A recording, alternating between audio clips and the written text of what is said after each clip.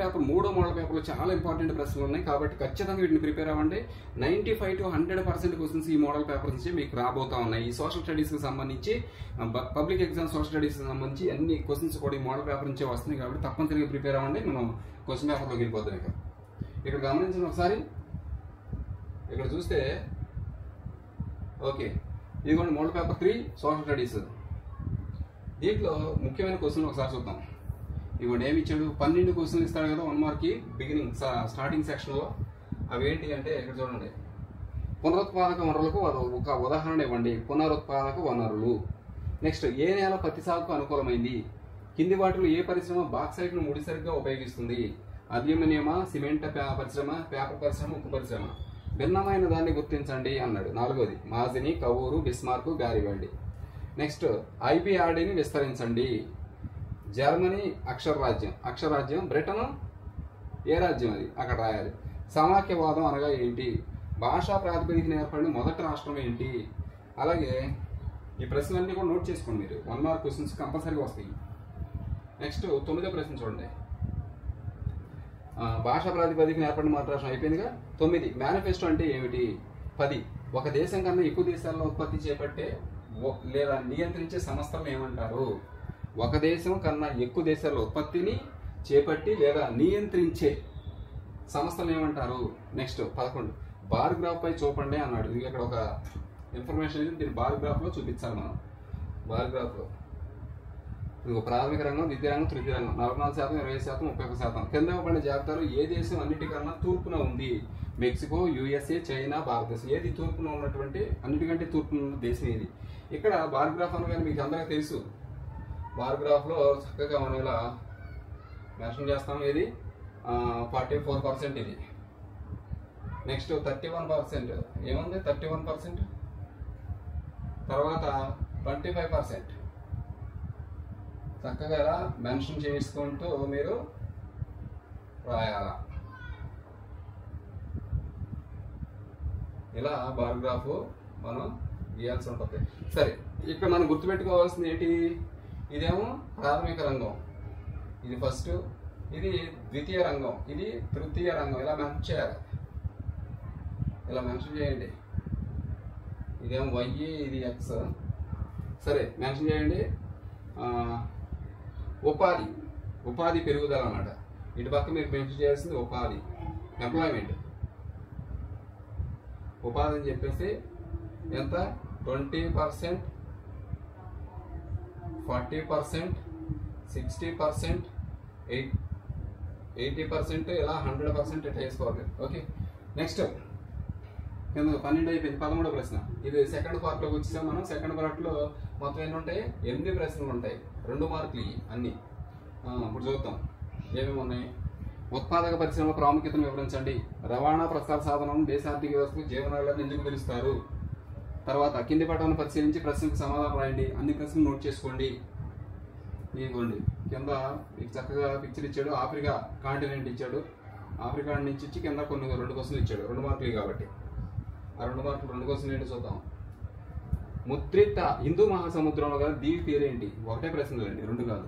హిందూ మహాసముద్రంలో గల దీవి పేరు ఏ దీవి ఉంది? మెడగాస్కర్ ఉందా? అదేనా? నెక్స్ట్ 16వ ప్రశ్న. 16వ ప్రశ్న చూస్తే ముద్రిత సమాచారం లేని ప్రపంచాన్ని ఊహించడం కష్టం, వ్యాఖ్యానించండి. నెక్స్ట్ 17, కేంద్ర రాష్ట్ర ఉమ్మడి జాబితాను సూచించే పట్టికను తయారు చేయండి. నేడు మహిళలు ఎదుర్కొంటున్న సమస్యలను పేర్కొనండి. 19, మన జీవితంలో ఆదాయం కాక ముఖ్యమైన ఇతర అంశాలకు ఉదాహరణ ఇవ్వండి. 20వ ప్రశ్న, ఒక వస్తువును కొనబోయే ముందు వినియోగదారుడు తీసుకోవాల్సిన జాగ్రత్తలు తెలియజేయండి. దీంతో సెకండ్ పార్ట్ కూడా అయిపోయింది. థర్డ్ పార్ట్లో ఎన్ని క్వశ్చన్లు ఉంటాయి? ఒకదానికి 4 మార్కులు. అవేంటో చూద్దాం. థర్డ్ విభాగం. అన్ని ప్రశ్నలకు సమాధానం రాయండి. ప్రతి ప్రశ్న 4 మార్కులు అన్నాడు. ఇక్కడ చూడండి, మానవ జీవితాలకు జీవ వైవిధ్యం ఎందుకు ముఖ్యమైంది? మనం ఖనిజ వనరులను ఎందుకు సంరక్షించుకోవాలి? ఈ 2 ఇచ్చాడు. నెక్స్ట్ 23వ పదం చూడండి, పటం ఇచ్చాడు. ప్రశ్నకు సమాధానం రాయండి అన్నాడు. ఇచ్చిన పటాన్ని పరిశీలించి కింది ప్రశ్నకు సమాధానం రాయండి. అన్నాడు. ఇక్కడ గమనించండి ఒకసారి.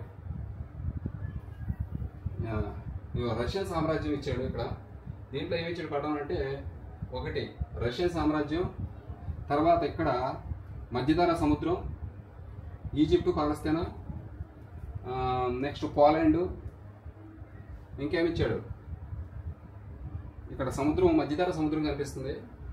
ఇంకేదైనా ఒట్టోమన్ సామ్రాజ్యం కూడా ఉంది. ఒట్టోమన్ సామ్రాజ్యం ఉంది, మెసొపొటేమియా, ఒట్టోమన్ సామ్రాజ్యం, తర్వాత ఆస్ట్రియన్ సామ్రాజ్యం, ఇవన్నీ కూడా మనకి పోర్చుగల్, మొరాకో, స్పెయిన్ దేశాలు ఇవన్నీ. ఇందులో ఇక్కడ నార్వే, స్వీడన్ ఇవన్నీ ఉన్నాయి. ఇగో ఐస్లాండ్, అట్లాంటిక్ మహాసముద్రం, రష్యన్ సామ్రాజ్యం, మధ్యధరా సముద్రం. ఓకే, నెక్స్ట్ ఇక్కడ చూడండి క్వశ్చన్స్ ఏమి ఇచ్చాడు.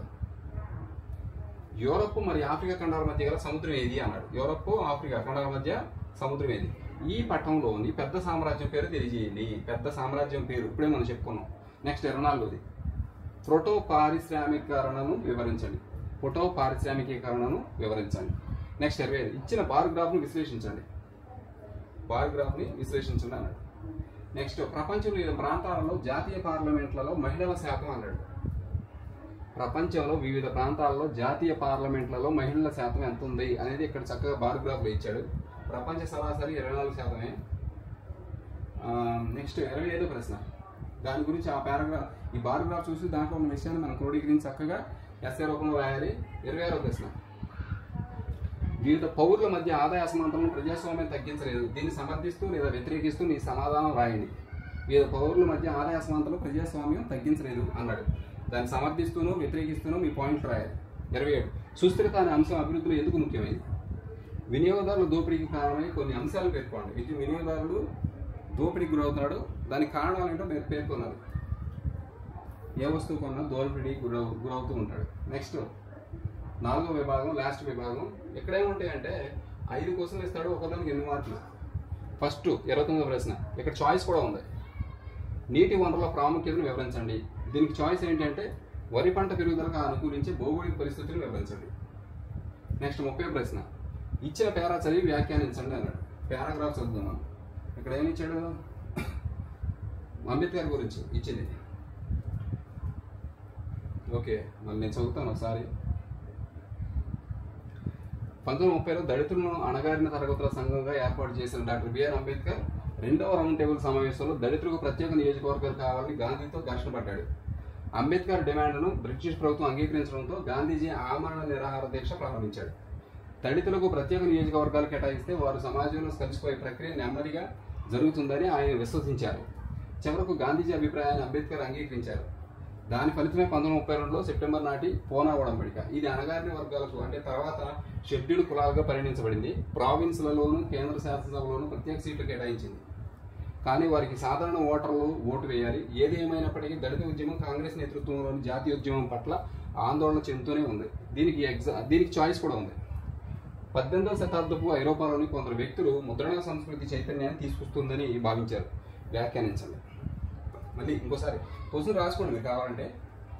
18వ శతాబ్దపు ఐరోపాలోని కొందరు వ్యక్తులు ముద్రణ సంస్కృతి చైతన్యాన్ని తీసుకువస్తుంది అని భావించడం జరిగింది. దీన్ని వ్యాఖ్యానించండి.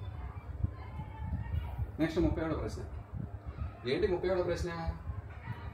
ఆధునిక ప్రజాస్వామ్యాల్లో చూడండి. 31వ ప్రశ్న, ఆధునిక ప్రజాస్వామ్యాల్లో అధికార విభజన యొక్క వివిధ రూపాలు ఏవి? ఒక్కోదానికి ఒక్కో ఉదాహరణ ఇవ్వండి. లేదా రాజకీయ పార్టీలు ఎదుర్కొంటున్న వివిధ రకాల సవాళ్లు రాయండి. నెక్స్ట్ 32వ ప్రశ్న, బార్ గ్రాఫ్ను విశ్లేషించండి. ఇప్పుడు ఇచ్చిన బార్ గ్రాఫ్ను విశ్లేషించి దాంట్లో ఉన్న మ్యాటర్ని చక్కగా మీరు ఒక పేరా రూపంలో రాయాలి. ఓకే, ఇది ఎన్నో ప్రశ్న? 32A. 32B కూడా ఉంది మనకి. ఇవ్వండి 32B.